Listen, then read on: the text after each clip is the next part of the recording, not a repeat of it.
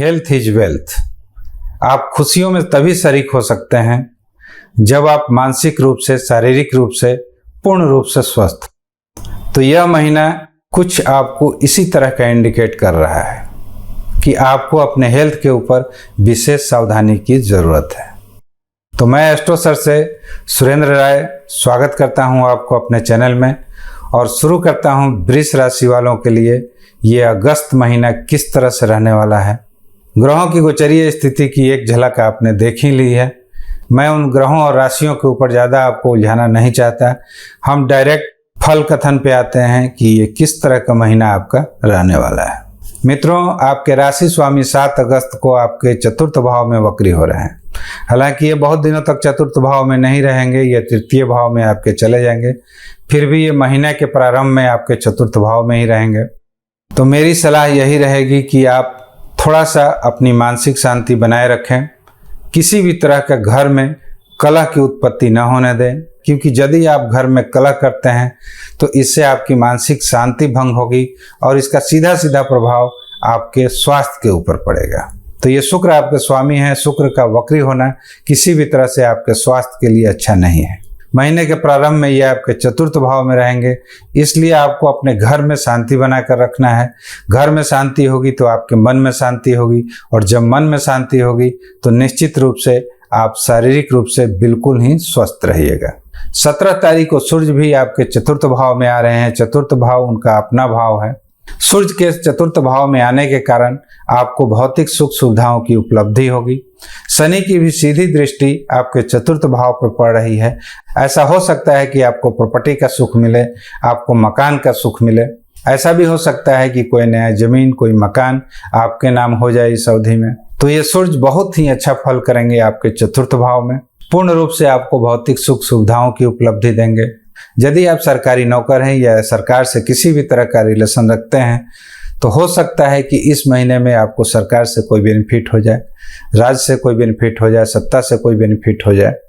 अगर ऐसा आपके साथ नहीं होता है तो ये उपलब्धि आपके परिवार के अंदर किसी भी सदस्य को हो सकती है। तो आप अपने घर में जितना ही खुशी का माहौल रखिएगा, ये आपके शुक्र भी पॉजिटिव हो जाएंगे और सूर्य तो खैर पॉजिटिव हो ही रहे हैं। तो निश्चित ही आपको एक सुखद वातावरण मिलेगा और भौतिक सुखों का आनंद आप ले पाइएगा। 18 तारीख के पहले मंगल भी आपके चतुर्थ भाव में ही रहेंगे। तो निश्चित ही आपको ये सूर्य, मंगल और शनि की दृष्टि कहीं ना कहीं प्रॉपर्टी से अवश्य आपको लाभ प्राप्त कराएंगी। 18 तारीख के बाद ये मंगल राशि परिवर्तन कर रहे हैं और ये आपके पंचम भाव में चले जा रहे हैं। शिक्षा की दृष्टि से अगर देखा जाए तो यदि आप कोई टेक्निकल फील्ड में हैं या मेडिकल फील्ड में हैं तो आपको निश्चित तौर पर लाभ होगा। हाँ, यदि आप शेयर वगैरह से इंटरेस्ट रखते हैं, पैसा वगैरह इन्वेस्ट करते हैं, तो यह महीना शेयर में लाभ की दृष्टि से कुछ खास अच्छा रहने वाला नहीं है। इसलिए अगर आप पैसा इन्वेस्ट करते हैं तो थोड़ा सा उसमें सावधानी अवश्य बरतें। प्रेम संबंधों के लिए भी महीना साधारणतः ठीक ही रहने वाला है। पति पत्नी का भी संबंध साधारण मिला जुला कर आपका यह महीना में सही रहेगा। हाँ, भाग्य और कैरियर की दृष्टि से अगर यह महीना देखा जाए तो यह बहुत ही अनुकूल रहने वाला है आपके लिए। शनि आपके 10वें भाव में बैठे हुए हैं, वक्री होकर बैठे हुए हैं, लेकिन ये अपने से एक पिछले भाव का भी फल दे रहे हैं। आपके भाग्य भाव का भी ये फल देंगे। भाग्य से होने वाले सभी काम आपके निश्चित तौर पर होते हुए नजर आएंगे। पिता से आपकी बॉन्डिंग अच्छी रहेगी। अगर आपके पिता का कोई रुका हुआ धन है तो वह भी आपको प्राप्त हो सकती है। तो भाग्य इस महीना आपका पूरा साथ देगा। कैरियर से भी आपको बेनिफिट होता हुआ नजर आएगा। हो सकता है कि आपकी कोई नई नौकरी लग जाए, कोई प्रमोशन हो जाए, या फिर नौकरी को लेकर आपका कहीं स्थान परिवर्तन हो जाए। तो इस तरह की कुछ संभावनाएं हो सकती है। लाभ की दृष्टि से यह महीना मिला जुला कर ठीक रहेगा, क्योंकि आपकी जो लाभेश है वे अपने से द्वितीय भाव में बैठे हुए हैं। तो ये लाभ तो आपको निश्चित तौर पर कराएंगे, लेकिन जितना आपका लाभ होगा उतना ही आपका खर्च भी होगा, क्योंकि ये द्वादश भाव में बैठे हुए हैं। द्वादश भाव खर्च का होता है, यानी ऐसा नहीं होगा कि आमदनी अठन्नी और खर्चा रुपया।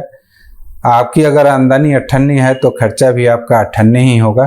तो मिला जुला कर लाभ और व्यय जो है आपका वो बराबर ही रहने वाला है। हाँ, 24, 25 और 26 तारीख को थोड़ा सा आपको अपने साहस पे काबू करना है, आपको अपने बोल्डनेस को बनाए रखना है, क्योंकि आपके जो साहस भाव के स्वामी हैं वो नीच होने जा रहे हैं। तो ऐसा नहीं है किसी बात को लेकर आप नाहक में डर जाएं, तो डरने वाली ऐसी कोई बात नहीं है। आपको नाहक भ्रम होगा उस चीज़ का। तो आपको थोड़ा सा इन दिनों में अपने बोल्डनेस को बनाए रखना है। बाकी यह मिला जुला कर महीना आपके लिए सही रहने वाला है। थोड़ा सा आप स्वास्थ्य पर ध्यान दीजिएगा तो यह महीना बहुत ही अच्छा आपके लिए गुजरेगा।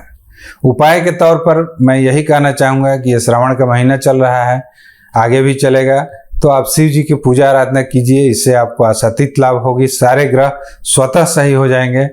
लेकिन यदि आप कुछ विशेष करना चाहते हैं तो आप शुक्रवार के दिन यदि आप श्री सूक्त का पाठ करें तो इससे आपके राशि स्वामी को लाभ मिलेगा, आपके शुक्र अच्छे होंगे और जहां तक हो सके आपके ऊपर धन की भी वृद्धि हो। तो मित्रों, यदि मेरे वीडियो का कंटेंट अच्छा लगे तो कृपया लाइक, शेयर और सब्सक्राइब जरूर कीजिएगा। मिलते हैं एक नए वीडियो के साथ। Thanks for watching. नमस्कार।